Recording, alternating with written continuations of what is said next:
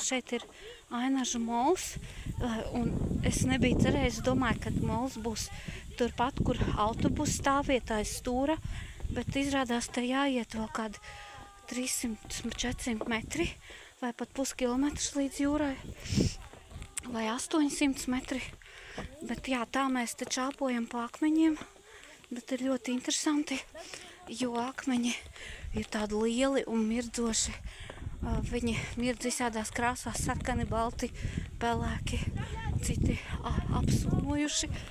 Jā, ja es būtu zinājis uzvilkt botas, bet es eju uz augstiem papēžiem. Jā, tiešām saulīte spīd un viss apkārt ir forši. Jā, un es jau redzu jūru tālumā. Tā.